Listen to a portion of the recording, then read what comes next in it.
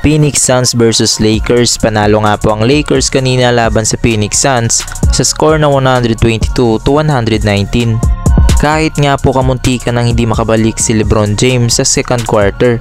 Dahil nga po nagkabanggaan sila ng tuhod ni Kevin Durant sa ilalim at kamuntikan nang ma-injured itong si LBJ. Pero sa pagbalik nga po ni LeBron ay napakasolid nga po ang kanyang naging performance na nagtala ng 32 points, 11 rebounds at may 6 na assist.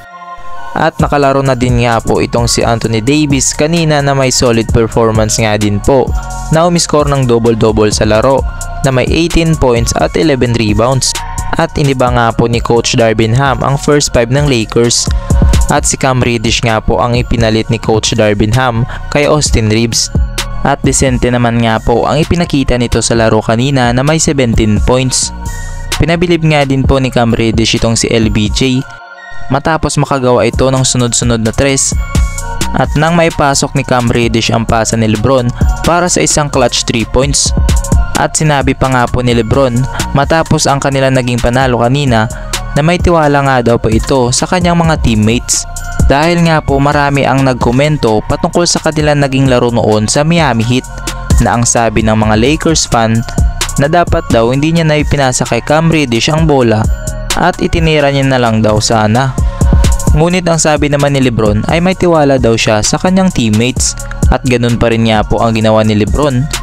Ipinasa niya pa rin itong clutch 3-point shot kay Cam Reddish upang masigurado ang kanilang panalo laban sa Phoenix Suns kanina.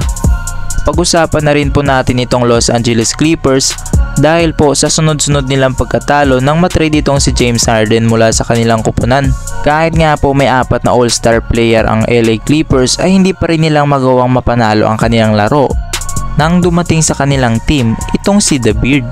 Kasi nga po nang dumating itong si James Harden sa kanilang team ay sunod-sunod nga po ang kanilang pagkatalo.